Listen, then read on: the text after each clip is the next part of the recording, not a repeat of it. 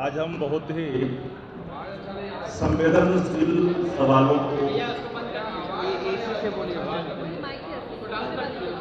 आज बहुत ही संवेदनशील सवालों पर आपका ध्यान आकर्षित करने के लिए आप लोग को आमंत्रित किया है। बिहार पलायन काटता है। आप जानते हैं कि पलायन के मामले में अव्वल है। बेरोजगारी की हालत आपसे छिपी हुई नहीं है। अपराध जहां सर चढ़ करके बोल रहा है, सत्ता संरक्षित अपराध लगातार चल रहे हैं बिहार के अंदर में। नौकरी जो 18 महीने में तेजस्वी 17 महीने में तेजस्वी जी ने जो एक लकीर खींची, उस लकीर के आधार पर ही चीजें आप सब लोग देखा भी है और समझा भी है और जाना भी है। पलायन लगातार बिहार से बढ़ता जा रहा है और अचेत जो नायक हैं बिहार के, इस गंभीर सवाल पर उनकी कोई नजर नहीं है। और भारतीय जनता पार्टी जो सत्ता का मुख्य आधार है, इस पलायन बढ़ाने में अपनी भूमिकाएं तय कर रही है, बिहार को कमजोर कर रही है।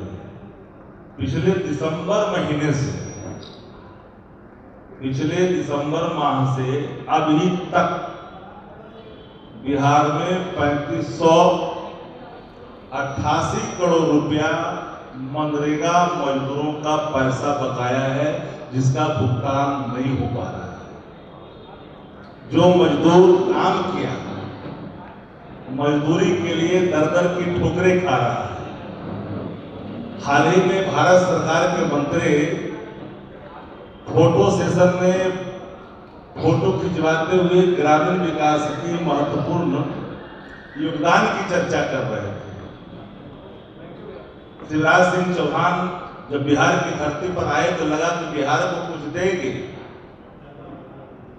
लेकिन मनरेगा मजदूरों का पैसा जो 3588 करोड़ रुपया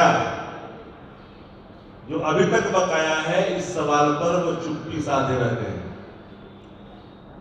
और हमारी जानकारी के हिसाब से सभी जिले में 18 दिसंबर 2024 के बाद मनरेगा मजदूरों का एक भी पैसा भुगतान नहीं किया गया है। बिहार सरकार के ग्रामीण विकास मंत्री को इस सवाल पर जवाब देना चाहिए और मुख्यमंत्री को खुलकर के सामने आना चाहिए कि डबल इंजन की सरकार जो बार बार ये कहती है कि बिहार को हम हर संभव सहयोग करते हैं, सहायता देते हैं, तो मजदूरों का पैसा, कामगारों का पैसा जो हैंड टू माउथ है, जो कमाता और खाता परिवार है, उनके पैसा पर कुंडली मार करके भारत सरकार बैठी है और मुख्यमंत्री नीतीश कुमार जी अचेत अवस्था में चुपचाप बैठे हैं। हम लोग ऐसे ही नहीं कहते हैं कि बिहार में नेता प्रतिपक्ष तेजस्वी प्रसाद यादव जी ने लगातार आप लोगों से मुखातिब होते हुए कहा है कि कोई एक काम बताए बिहार की सरकार जिसमें बिहार अव्वल है। और सरकार क्या, कामों का आकलन का जो आधार जो नीति आयोग है, नीति आयोग ने बिहार को हर क्षेत्रों में पिछड़ी माना है। चाहे वो शिक्षा का क्षेत्र हो, ड्रॉप आउट का सवाल हो, पलायन का सवाल हो, जो पोर्टल पर जो भारत सरकार के पोर्टल है, उस पे वास्तविक आंकड़े 3 करोड़ बिहारियों के पलायन का है।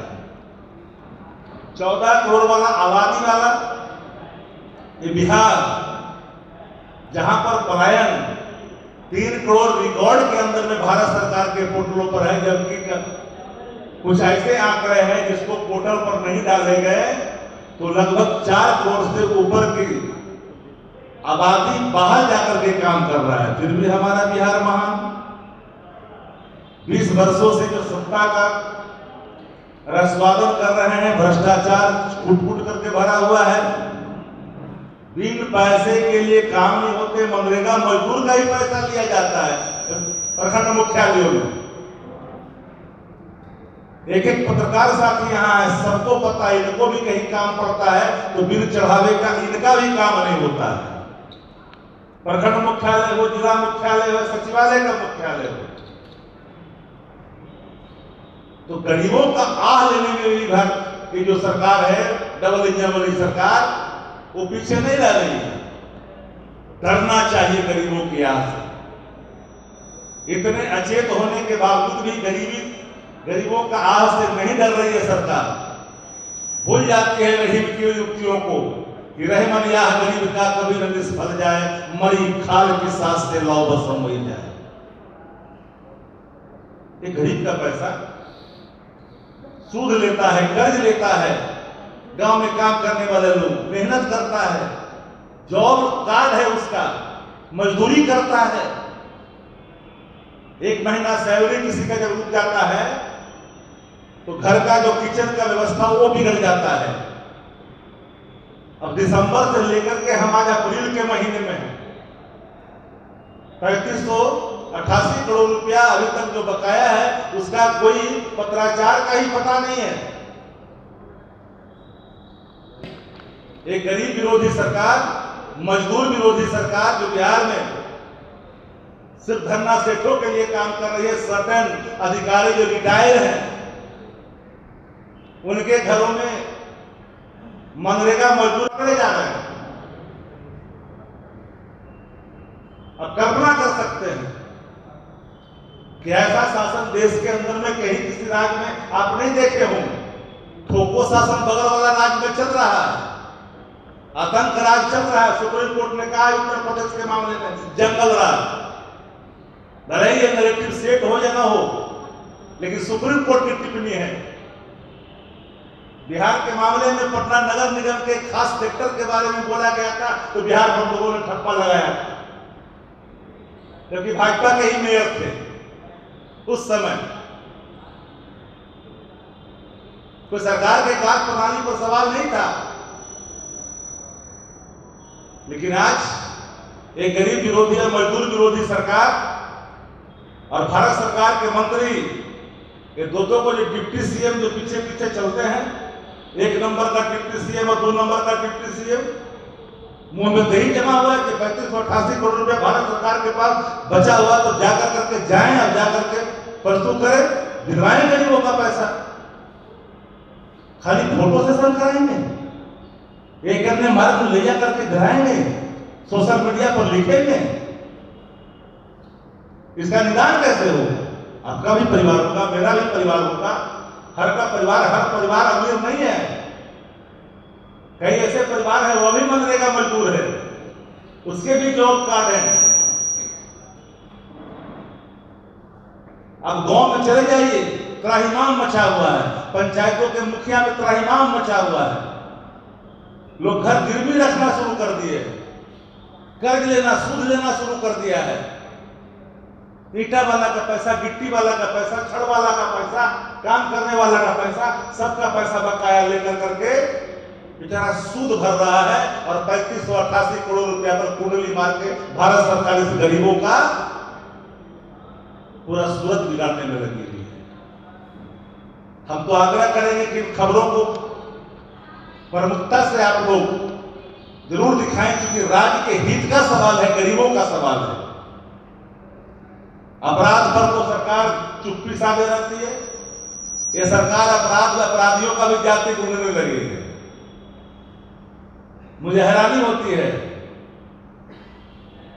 कि AK-47 लहराया गया, कोई मोकामा में STF का जवान दौड़ करके नहीं गया। अपराधियों की कोई जाति नहीं होती है, अपराधी अपराधी होते हैं, चाहे वो किसी धर्म से वास्ता रखता हो।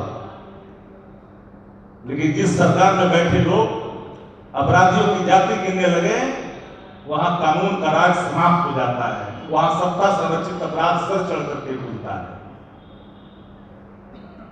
आम आदमी FIR करता, धूल फाकते रहता है, FIR के लिए दौड़ते रहता है, लेकिन जैसे ही मामला जब आता है कि इसमें पॉलिटिकल माइलेज मिल सकता है सत्ता प्रतिष्ठानों को, मानो पूरी मशीनरी सक्रिय हो जाती है